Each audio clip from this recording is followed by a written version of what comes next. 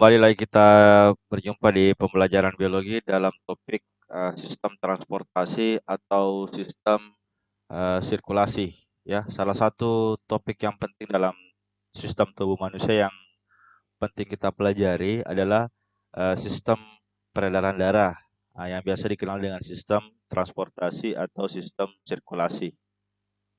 Sistem transportasi ini itu punya beberapa peran, ya. Salah satunya adalah transportasi dari nutrisi, ya, transportasi nutrisi. Kedua adalah transportasi zat dari sisa metabolisme dari zat sisa. Kemudian yang ketiga adalah transportasi O2 dan CO2.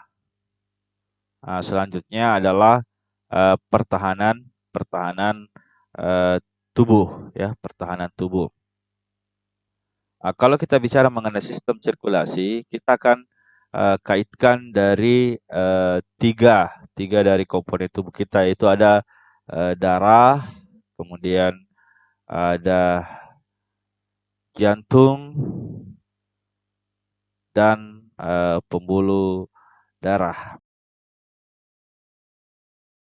Kenapa darah dan jantung serta pembuluh darah ini dikaitkan dengan sistem sirkulasi ini? Karena di darah ini itu kemudian akan terlalu nutrisi yang kemudian akan diedarkan ke seluruh tubuh, ya. Sedangkan jantung nantinya akan memompa daripada kumpulan daripada sistem transportasi untuk diteruskan ke seluruh bagian tubuh ataupun pada organ.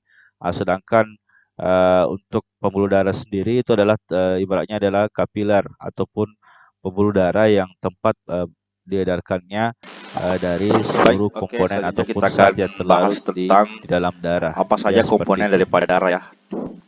Komponen dari darah, ya. Nah, darah ini itu bisa dibedakan menjadi dua komponen. Yang pertama adalah plasma darah. Nah, plasma ini bentuknya cairan. Plasma itu bentuknya cairan sehingga komponennya itu terdiri dari dua, ya. Ada H2O atau air, kemudian ada protein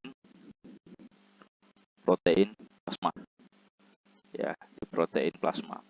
Nah, kemudian bagian komponen darah selanjutnya adalah sel-sel darah, ya, sel darah.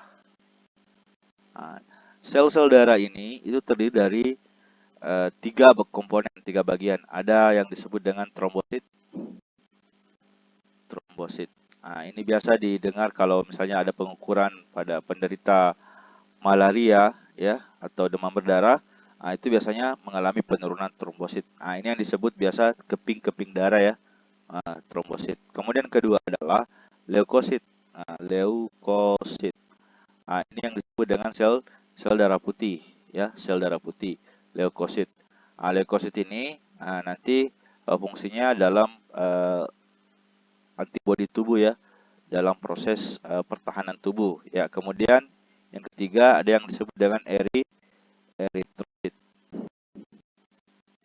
Ya, eritrosit ini adalah sel darah merah, ya, sel darah merah. Oke, kita kembali ke bagian plasma tadi ini. Di bagian protein plasma ini ada tiga protein plasma. Ada yang disebut dengan albumin, kemudian ada yang disebut dengan globulin, ada juga yang disebut dengan fibrinogen. Ya.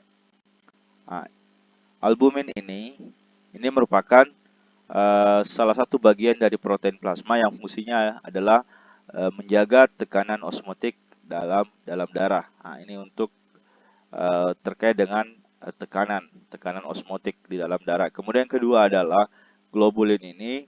Nah, ini adalah bagian protein plasma yang berfungsi untuk pertahanan tubuh. Jadi ada keterkaitan nanti dengan leukosit, ya. Tetapi ini khusus untuk plasma, sementara leukosit itu adalah bagian sel dari darah. Sedangkan untuk fibrinogen ini adalah untuk pembekuan darah. Nanti akan ada bagian khusus bagaimana ketika terjadi proses luka atau terbuka pada bagian yang memiliki jaringan darah, itu akan bekerja sebuah protein plasma yang disebut dengan fibrinogen. Jadi albumin ini adalah penjaga tekanan osmotik, sedangkan globulin adalah mekanisme pertahanan tubuh. Ketika ada zat asing yang masuk dalam tubuh, maka akan secara otomatis globulin akan bereaksi. Kemudian fibrinogen itu dalam proses pembekuan darah. Pembekuan darah yang ada kaitannya dengan luka ya. Oke.